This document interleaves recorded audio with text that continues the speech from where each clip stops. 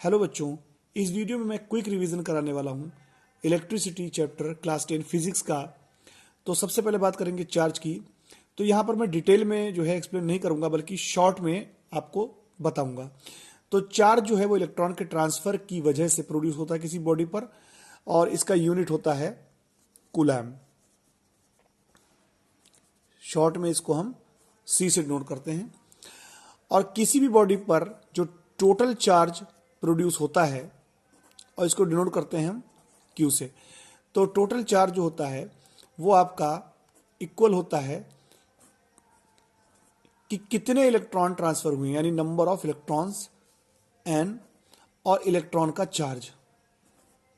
Electron का charge जो होता है वो 1.6 मल्टीप्लाइड 10⁻⁻19 कूलम होता है।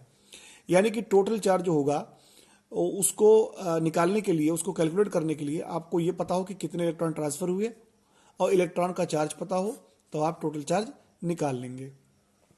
ये हो गया फार्मूला इसका। जैसे यहीं पर एग्जांपल ले लें, अगर मान लीजिए यहाँ 10 इलेक्ट्रॉन ट्रांसफर हुए, तो आपका जो चार्ज यहाँ पर होगा प्रोड्यूस टोटल, तो n = 10 और इलेक्ट्रॉन का चार्ज 1.6 मल्टीप्लाइड 10⁻⁻19, तो ये हो जाएगा आपका 16 मल्टीप्लाइड 10⁻⁻19 कूलम। अब हम बात करेंगे करंट की, इलेक्ट्रिक करंट।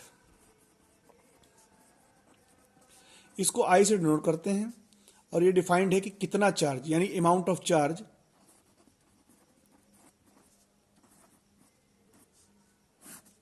कितने टाइम में पास हो रहा है किसी भी कंडक्टर यानी वायर में। तो यानी कि इसको हम लिख सकते हैं I = Q/T, और इसका यूनिट होता है एम्पियर। यहां पर अगर हम डिफाइन करें कि 1 एम्पियर जो है करंट को डिफाइन करें आप, इसका जो है क्वेश्चन भी है एनसीईआरटी में। तो यहां पर हम इसको डिफाइन कर सकते हैं कि अगर Q = 1 कूलम चार्ज जो है फ्लो हो रहा है किसी भी कंडक्टर में T = 1 सेकेंड में, यानी 1 सेकेंड में अगर 1 कूलम चार्ज किसी कंडक्टर में फ्लो हो रहा है, तो यहां पर करंट होगा I = Q की जगह 1 कूलम और T की जगह 1 सेकेंड, तो ये हो जाएगा 1 एम्पियर। यानी यही आपका यूनिट ऑफ करंट है। अच्छा, इसको हम जो है करंट को मेजर करने के लिए हम यूज करते हैं अमीटर का, और अमीटर जो है वो लगाया जाता है सीरीज में। जैसे एक सर्किट है, मान लीजिए कि जैसे यहां पर ये बल्ब है और हमें निकालना है करंट, कि कितना करंट पास हो रहा है। तो आप यहां पर किसी भी जगह पे जो है एमीटर को लगा सकते हैं सीरीज में। सीरीज मतलब एंड टू एंड। लेकिन इस बात का ख्याल रखना है कि प्लस जो है, एमीटर का जो प्लस टर्मिनल है वो बैटरी के पॉजिटिव की तरफ, और नेगेटिव जो है वो नेगेटिव की तरफ लगा होना चाहिए। तो ये आपका जो था इलेक्ट्रिक करंट था। अब हम बात करेंगे इलेक्ट्रिक पोटेंशियल की।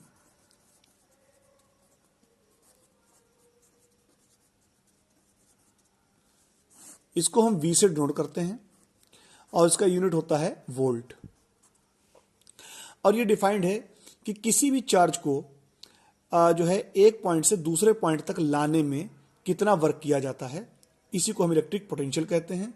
यानी कि किसी चार्ज को, जैसे ये Q चार्ज है, इसको किसी इलेक्ट्रिक फील्ड, यानी यहां पर कहीं पर इलेक्ट्रिक फील्ड होगा, और इलेक्ट्रिक फील्ड बेसिकली कोई चार्ज बॉडी होती है, उसके चारों तरफ इलेक्ट्रिक फील्ड होता है। जैसे मैग्नेट के चारों तरफ मैग्नेटिक फील्ड, तो उसको डिटेल में मैं अभी नहीं बता सकता। तो यहां पर एक चार्ज है, इस चार्ज को एक पॉइंट से दूसरे पॉइंट तक लाने में, और ये चार्ज जो है वो इलेक्ट्रिक फील्ड में है, छोटा सा चार्ज ले लिया। तो किसी चार्ज को एक पॉइंट से, मान लीजिए पॉइंट ए है, ये पॉइंट बी है, तो एक पॉइंट से दूसरे पॉइंट तक लाने में कितना वर्क किया गया, तो ये हो जाएगा V = W/Q। यहां पर बेसिकली ये V जो डिनोट कर रहा है वो ये डिनोट कर रहा है कि जो पोटेंशियल जो है A से B के बीच में कितना पोटेंशियल है, यानी A से B तक अगर हमने वर्क W किया और किस पे किया, Q पर, तो ये हो जाएगा हमारा electric potential between A and B। तो ये इसका यूनिट होता है वर्क का होता है जूल, और ये आपका है चार्ज का होता है कूलम, इसको हम कहते हैं वोल्ट। यहां पर एक क्वेश्चन जो है आपका एनसीईआरटी में है कि 1 वोल्ट पोटेंशियल डिफरेंस जो है वो आप डिफाइन करें। तो इसको हम डिफाइन कर सकते हैं कि अगर वर्क जो है वो 1 जूल किया जाए एक पॉइंट से दूसरे पॉइंट तक लाने में, किस पर? 1 कूलाम चार्ज पर। तो यहां पर जो पोटेंशियल डिफरेंस होगा उन दोनों पॉइंट्स के बीच में वो हो जाएगा यानी कि ये हो गया W की जगह 1 जूल और Q की जगह 1 कूलाम, यानी कि इसी को हम कहते हैं 1 वोल्ट। और पोटेंशियल डिफरेंस जो है निकालने के लिए हम यूज करते हैं वोल्ट मीटर को, ये इसका सिंबल है, और इसको लगाया जाता है पैरेलल में। जैसे मान लीजिए कि हमारे पास एक बल्ब है और बल्ब जो है एक बैटरी से लगा हुआ है,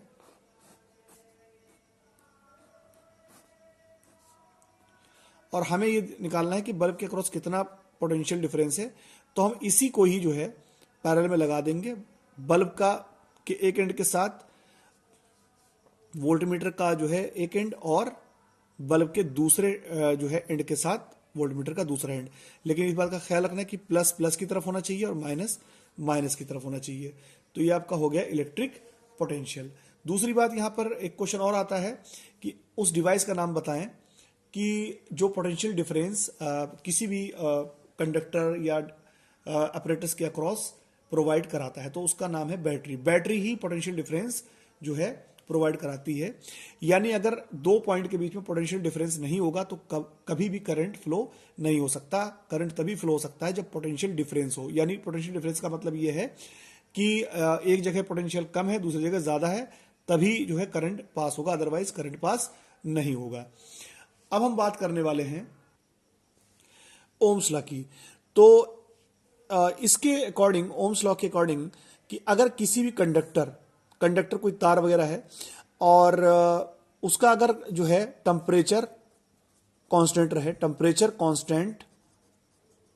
रहे यानी टेम्परेचर चेंज ना हो, और तब उसके अक्रॉस अगर हम एक पोटेंशियल डिफरेंस प्रोवाइड करा देते हैं, यानी बैटरी लगा देते हैं, जैसे यहां पर हमने एक बैटरी लगा दी V वोल्टेज की, इसकी वजह से इसमें करंट I पास होगा। तो यहां पर मान लीजिए हमने भी 2 वोल्ट जो है जो यहां पर हमने बैटरी लगाई है वो हमने 2 वोल्ट की लगाई, तो मान लीजिए करंट यहां पर 1 एम्पियर पास होने लगा। तो यहां पर अगर टेम्परेचर कांस्टेंट रहे तो ये जो वोल्टेज है यानी V और इसकी वजह से जो करंट पास हो रहा है, इन दोनों का रेशियो हमेशा कांस्टेंट होगा। जैसे यहीं पर देख लिया, अगर हमने 2 वोल्ट लगाया यहां पर तो करंट है 1, तो ये जो कांस्टेंट आया वो कितना आएगा 2। ऐसी अगर यहां पर अगर हम 4 वोल्ट लगा दें तो अगर ये ओम्स लॉ को फॉलो करेगा तो यहां करंट अपने आप 2 एम्पियर हो ही जाएगा। तो उस कंडीशन में भी ये 4/2 यानी 2 ही आएगा। तो ये जो है कांस्टेंट एक्चुअली में क्या है, ये कांस्टेंट है रेजिस्टेंस। इसका मतलब ये हुआ कि अगर टेम्परेचर चेंज ना हो तो उसका रेजिस्टेंस जो होगा, यानी कोई भी तार वायर हो या कोई भी इलेक्ट्रिकल अप्लायंस हो, उसका रेजिस्टेंस कांस्टेंट रहेगा। तो इसको हम लिख सकते हैं V/I equal to R। Resistance को R से डिनोट करते हैं और इसका फार्मूला हो जाएगा V/I/R। ये इसका हो जाएगा फार्मूला। तो यहां ये पता चला, इसको एक तरीके से और लिख सकते हैं I इक्वल टू V/R। इसका मतलब ये हुआ कि अगर किसी कंडक्टर का रेजिस्टेंस ज्यादा हो तो उसमें करंट कम फ्लो होगा। हाई रेजिस्टेंस की वजह से उसमें करंट जो है उस पर रुकावट हो जाती है। तो ये आपका हो गया ओम्स लॉ। और यहां पर अगर रेजिस्टेंस की बात करें तो रेजिस्टेंस का यूनिट होता है ओम, और इसको ओमेगा इस तरीके से डिनोट करते हैं। तो ये आपका हो गया ओम्स लॉ। रेजिस्टेंस को अगर हम डिफाइन करें तो रेजिस्टेंस एक्चुअली में किसी भी कंडक्टर की एक प्रॉपर्टी होती है, यानी the property of a conductor due to which it oppose the flow of current. यानी रेजिस्टेंस जो है वो एक कंडक्टर की प्रॉपर्टी है, मटेरियल की प्रॉपर्टी है, जिसकी वजह से करंट जो है उसके फ्लो होने में प्रॉब्लम होती है। इसी को हम रेजिस्टेंस कहते हैं। इसको डिटेल में मैं यहां पर बात नहीं करूंगा। अच्छा, दूसरी बात यहां पर जो है वो एक चीज और समझ लीजिए आप, कि अगर हम यहां पर वोल्टेज यानी कि इलेक्ट्रिक पोटेंशियल और करंट के अक्रॉस एक ग्राफ बनाएं। जैसे यहाँ पर हमने वाई एक्सिस पे जो है पोटेंशियल ले लिया, इलेक्ट्रिक पोटेंशियल या वोल्टेज, और आई एक्सिस पे करंट ले लिया, तो इनके बीच में जो है एक ग्राफ बनता है जो कि स्ट्रेट लाइन होता है जिसका कुछ स्लोप होता है, स्लोप करंट के साथ में। और यहां पर अगर हम कोई भी 2 पॉइंट ले लें और उन दोनों पॉइंट की जो है कॉरस्पॉन्डिंग वर्टिकल डिस्टेंस को जैसे यहां पर हम यहां से हमने एक परपेंडिकुलर डाला यहां पर, और इस पॉइंट से ये ए बी पॉइंट हमने मान लिए, और ए पॉइंट से इस पर परपेंडिकुलर डाला, तो यहां पर जो ये वर्टिकल डिस्टेंस है इसको अगर हम हॉरिजॉन्टल डिस्टेंस से डिवाइड कर दें, जैसे मान लीजिए यहां पर जो है करंट जो है वो आपका 2 एम्पियर है और यहां पर 4 एम्पियर है। इस तरीके से यहां पर अगर हम वोल्टेज देख लें, वोल्टेज अगर 3 वोल्ट है और यहां पर आपका जो है 6 वोल्ट है, तो यहां पर जो कॉरस्पॉन्डिंग वर्टिकल डिस्टेंस हो गई वो आपकी 6 - 3 यानी 3 हो गई, और यहां पर कॉरस्पॉन्डिंग जो हॉरिजॉन्टल डिस्टेंस है वो 4 - 2 यानी 2 हो गई। तो यहां पर जो है वर्टिकल डिस्टेंस को हॉरिजॉन्टल डिस्टेंस से डिवाइड करने पर 3/2 ये आपका जो है एंगल आ जाएगा। ये थीटा एक्चुअली में जो है यहां पर इसको हम स्लोप कहते हैं, और ये आपके रेजिस्टेंस के बराबर होता है, यानी कि ये एक्चुअली में आपका आर निकलेगा, ये 3/2 ओम इसकी वैल्यू होगी। अगर यहां पर एक चीज और है कि अगर इस तरीके से जैसे V और I दिया हुआ है और यहां पर आपको 2 ग्राफ दिए हुए हैं, एक ग्राफ यहां पर A है, दूसरा ग्राफ है B, A मटेरियल के B मटेरियल के लिए, और आपसे पूछा जाए कि किसका रेजिस्टेंस ज्यादा होगा, तो ऑब्वियस सी बात है जिसका स्लोप ज्यादा होगा उसका रेजिस्टेंस ज्यादा होगा, तो यहां पर B का रेजिस्टेंस ज्यादा होगा।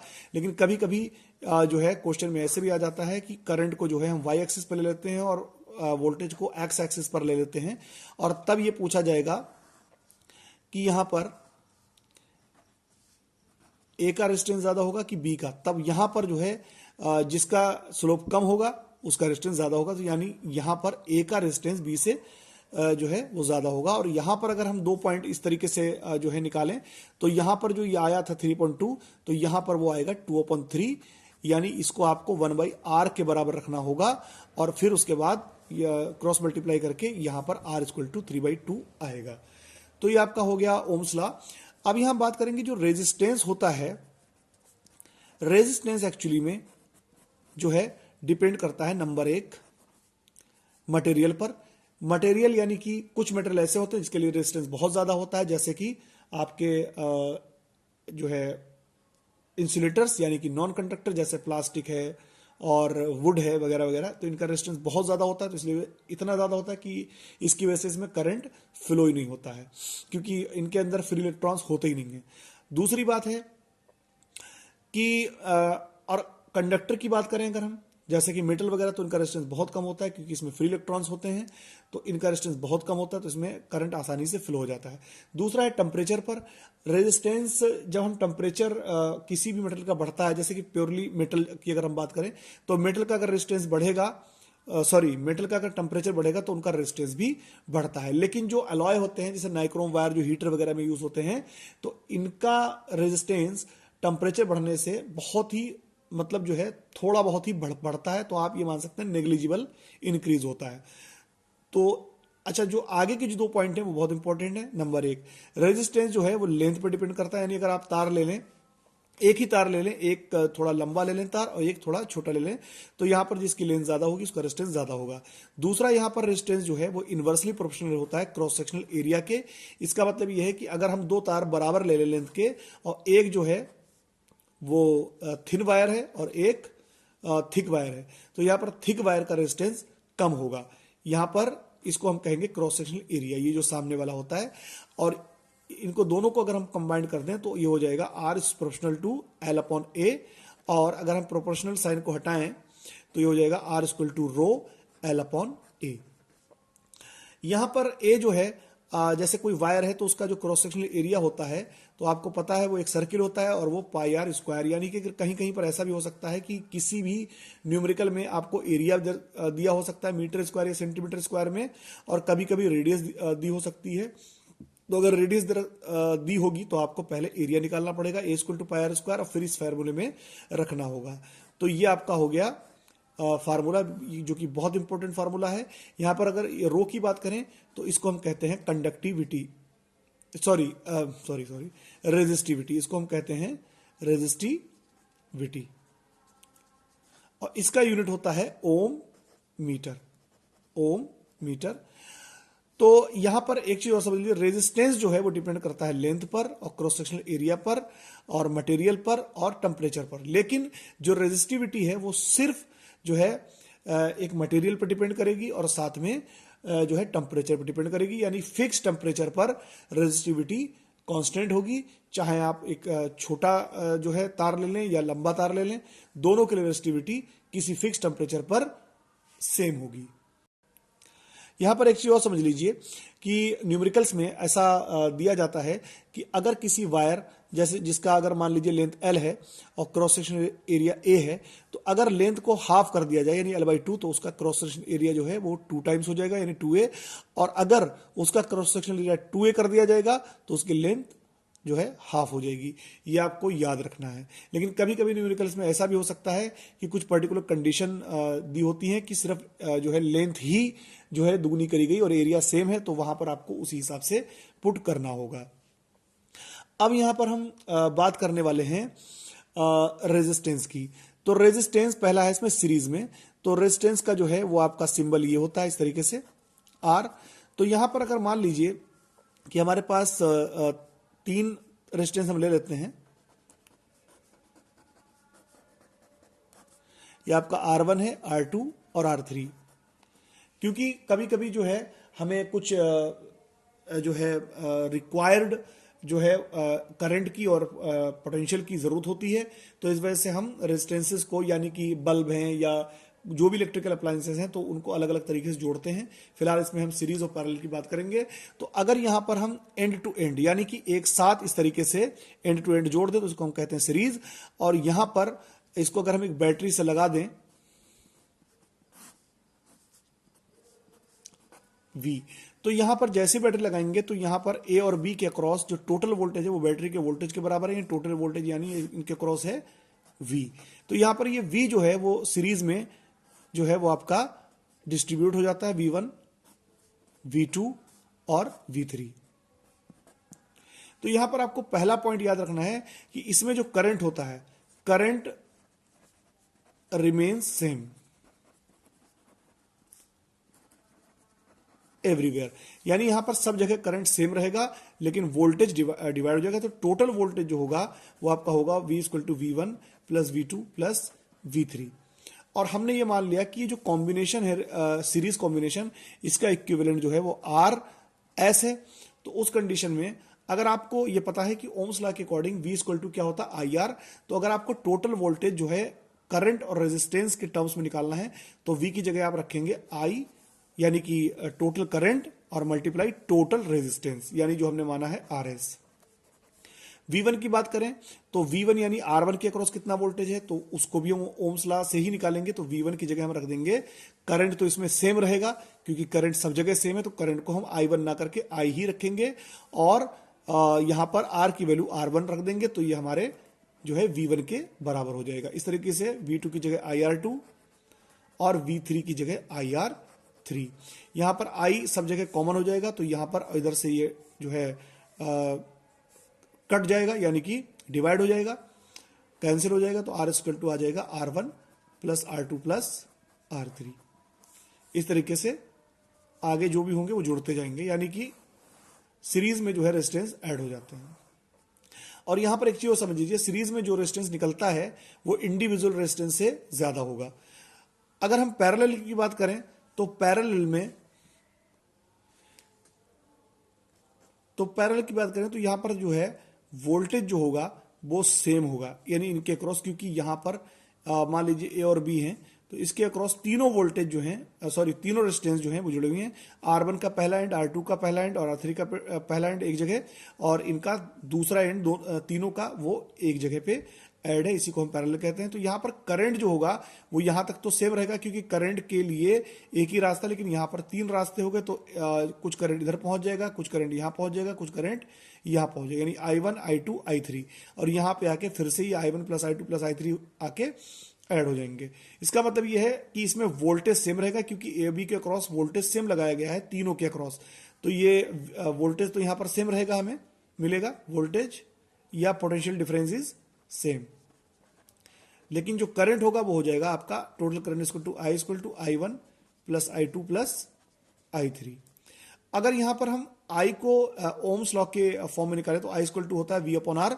तो यहां पर हम जो है आई की जगह हम क्या रखेंगे, वोल्टेज तो सेम है तो ये हो जाएगा वी अपॉन, और यहां पर जो रेजिस्टेंस लेंगे वो क्या लेंगे, टोटल रेजिस्टेंस, यानी कॉम्बिनेशन का जो है इक्विवेलेंट रेजिस्टेंस, यानी टोटल रेजिस्टेंस हमने वो मान लिया कि वो है आपका R P equal to I one की जगह वी अपॉन आर यहां पे भी लेंगे, लेकिन वी कौन सा लेंगे, क्योंकि वी तो सब में आर वन में भी सेम है तो यहां पर वी ले लेंगे हम, और रेजिस्टेंस आर वन लेंगे क्योंकि हमने आई वन आर वन में निकालना है। इस तरीके से वी अपॉन आर टू और वी अपॉन आर थ्री। अब यहां पर v कॉमन हो जाएगा, इस v से कैंसिल हो जाएगा, ये हो जाएगा 1 upon R P equal to 1 by R one plus 1 by R two और plus by 1 upon R three. यानी इसका मतलब ये हुआ कि जो पैरेलल के अंदर अगर पैरेलल में जो इक्विवेलेंट रेजिस्टेंस निकलता है तो उसका रेसिप्रोकल हर एक इंडिविजुअल रेजिस्टेंस के रेसिप्रोकल के सम के बराबर होता है। और यहां पर एक चीज समझ लीजिए, मान लीजिए कि ये 2 ओम है, ये 3 ओम है, ये 4 ओम है, तो जो पैरेलल में जो निकलेगा वो इनके इंडिविजुअल रेजिस्टेंस से भी कम होगा, यानी कि 2, 3, 4 है तो शायद 1 या जो भी है, तो ये आपका जो है पैरेलल कॉम्बिनेशन है। यहां पर एक क्वेश्चन आ जाता है कि हम पैरेलल में ही जो है होम के जो सर्किट होते हैं वो पैरेलल में ही क्यों कनेक्ट करते हैं। इसकी वजह यह कि पैरेलल में जो है सबको वोल्टेज सेम मिल जाता है, और दूसरा हर एक रेजिस्टेंस को, हर एक इलेक्ट्रिकल अप्लायंस को जितना करंट चाहिए होता है वो अपने अकॉर्डिंग जो है ड्रॉ कर लेता है।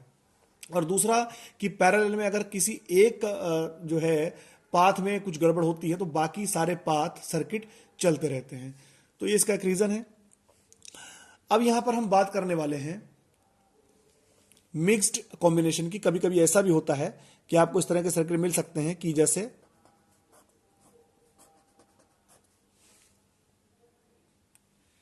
इस तरीके से, तो यहां पर इसको हम मिक्स कहते हैं। यहां पर 2 ओम जो है वो यहां पर 3 ओम और 3 ओम ये तो आपस में पैरेलल में है, और ये इनका जो इक्विवेलेंट निकल के आएगा वो इसके साथ सीरीज में होगा। तो यहां पर एक चीज और समझ लीजिए कि अगर पैरेलल का जो मैंने फार्मूला बताया वो होता है 1 upon R equal to 1 by R one plus 1 by R two and so on. तो यहां पर अगर हम मेरे पास सिर्फ 2 रेजिस्टेंसेस हैं पैरेलल में तो उसका एक शॉर्ट फार्मूला ये होता है कि इनका इक्विवेलेंट निकालने के लिए यहां पर आरपी इक्वल टू हो जाएगा, दोनों को मल्टीप्लाई कर दें, अगर 2 हैं तो 2 इंटू 3 और दोनों को सम, इनके दोनों के सम से डिवाइड कर दें, यानी 2, 3, 5, तो ये 6 अपॉन 5 हो जाएगा। और अगर 2 से ज्यादा है तो आप वही फार्मूला लगाएं। अब ये 6 अपॉन 5 जो आया है इनका इक्विवेलेंट ये इसके साथ सीरीज में है, तो इसको हम इस तरीके से भी कर सकते हैं, ये 2 ओम और यहां पर इसके हम जो है सम, इसके जो सम सॉरी इसका जो इक्विवेलेंट निकल के आया वो रख दें 6/5 ओम। तो यानी ये सर्किट को इस तरीके से बनाया जा सकता है। अब ये 6 अपॉन 5 इसके साथ सीरीज में है, तो इसका टोटल रेजिस्टेंस जो निकल के आएगा सर्किट का वो हो जाएगा 2 प्लस 6 अपॉन 5 यानी 16 अपॉन 5 ओम। तो ये आपका जो है रेजिस्टेंस थे। अब हम बात करते हैं इलेक्ट्रिकल एनर्जी और इलेक्ट्रिक पावर की। इलेक्ट्रिकल एनर्जी या इलेक्ट्रिक वर्क या हीट, ये तीनों के लिए जो है फार्मूले लगाए जा सकते हैं। तो पहला फार्मूला ये होता है कि मान लीजिए हमारे पास कोई सर्किट है,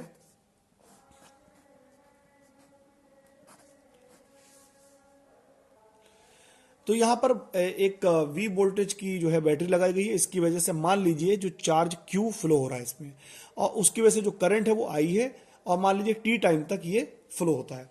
तो यहां पर आपको पता है कि V इक्वल टू जो होता है इलेक्ट्रिक पोटेंशियल का फार्मूला वो होता है W अपॉन Q। तो W इक्वल टू क्या हो जाएगा, V इंटू क्यू। तो पहला फार्मूला आ जाएगा आपका वी क्यू। दूसरा फार्मूला I इक्वल टू होता है आपका Q अपॉन T, तो Q बराबर होता है IT, तो Q की जगह IT रख देंगे, तो दूसरा फार्मूला VIT। तीसरा फार्मूला यहां पर हो जाएगा V इक्वल टू IR, तो IR I स्क्वायर हो जाएगा RT। और इसी तरीके से चौथा फार्मूला I की जगह रख देंगे V अपॉन R, तो V जो हो जाएगा V स्क्वायर हो जाएगा अपॉन R इंटू टी। और तीसरा फार्मूला हो जाता, फिफ्थ फार्मूला जो हो जाएगा वो पावर इंटू टाइम हो जाएगा। ये इतने फार्मूले आपको याद करने हैं इसके लिए, और न्यूमेरिकल में जो भी आपको जो है पूछ रहे हो उसी के अकॉर्डिंग आप यहां पर फार्मूला लगा सकते हैं। इसका यूनिट होता है तीनों का जूल, या वॉट सेकंड। वॉट सेकंड भी हम इसका फार्मूला जो है जूल के बराबर होता है, और इसका कमर्शियल यूनिट होता है किलोवाट आवर। और 1 किलोवाट आवर में जब वाट से किलो को हटाएंगे तो ये हो जाएगा 1000 वाट, यानी 1 किलोवाट में 1000 वाट मल्टीप्लाई 1 आवर में 3600 सेकेंड, तो ये आपका हो जाएगा 36 लाख जूल, यानी 1 किलोवाट आवर होता है 36 लाख जूल। इलेक्ट्रिक पावर की बात करें तो पावर को पी से डिनोट करते हैं। ये होता है कि कितनी इलेक्ट्रिकल एनर्जी कंज्यूम हुई कितने टाइम में, और उसकी वजह से कितना वर्क हुआ कितने टाइम में। आपको पता है कि जब भी आप फैन वगैरह ऑन करते हैं तो इलेक्ट्रिकल एनर्जी ही कंज्यूम होती है, उसकी वजह से वर्क मिलता है। तो ये दोनों फार्मूले इस तरीके से हम लिख सकते हैं, P = E/T या W/T। और यहाँ पर जो हमने अभी फार्मूले पढ़े थे, इलेक्ट्रिकल एनर्जी या इलेक्ट्रिक या जो हीट है और इलेक्ट्रिक वर्क है, तो उसमें फार्मूले थे आपके VQ, यानी E = VQ VIT I²RT V²/R/T और पावर इंटू टाइम। तो यहां पर T वाले जितने भी हैं इसमें से T हटा दें और ये फार्मूले आपके हो जाएंगे VI = I²R और V²/R। ये पावर के फार्मूले हैं, उसका यूनिट होता है वॉट या किलोवाट। 1 किलोवाट में 1000 वाट होते हैं। ये आपका पावर के फार्मूले हैं। यहां पर जूल्स लॉ ऑफ हीट भी हम समझ लें। हीट जो होती है किसी भी कंडक्टर में जो हीट, यानी इसको हम एसिड डिनोट करते हैं, और इसके लिए मेनली फार्मूला यही होता है, इसी को ही हम जो है जूल्स लॉ ऑफ हीट कहते हैं। तो H जो है नंबर 1 जो है प्रोपोर्शनल होती है I² के, यानी करंट के स्क्वायर पर डिपेंड करती है। यानी अगर करंट दुगना हो जाए तो हीट आपकी 4 गुनी हो जाएगी। यानी पे अगर यहाँ पर करंट जो है 2I हो जाए तो 2 2 4, तो हीट दुगना हो जाएगा। दूसरा रेजिस्टेंस पे, यानी अगर किसी मटेरियल का रेजिस्टेंस ज्यादा है तो हीट भी ज्यादा होगी उसमें। और तीसरा होता है टाइम पर, जितना टाइम होगा उतनी हीट बढ़ेगी, तो यानी कि H = I²RT। और यहां पर हीट का जो यूनिट होता है वो भी जूल होता है। हीट, वर्क और एनर्जी, इन सब का यूनिट जूल होता है। लेकिन यहां पर एक यूनिट और होता है कैलोरी, और 1 कैलोरी जो होता है वो 4.2 जूल के बराबर होता है। अगर हम रेटिंग की बात करें तो रेटिंग में ये दे रखा हो, जैसे कोई बल्ब है उसमें लिखा है 220 वोल्ट 100 वॉट, तो इसका मतलब ये हुआ कि अगर इसको 220 वोल्ट पे ऑपरेट किया जाए तो ये 100 वॉट की पावर देता है। तो यहां पर मैंने आपको बिल्कुल क्लियरली हर एक टॉपिक जो है इस वीडियो में एक्सप्लेन कर दिया है। बाकी न्यूमेरिकल्स में अगर कोई प्रॉब्लम है तो आप मुझे कमेंट बॉक्स में जो है मैसेज कर सकते हैं, तो मैं न्यूमेरिकल के लिए भी शॉर्ट वीडियो बना दूंगा। जो जरूरी होंगे वो मैं आपको एक्सप्लेन कर दूंगा।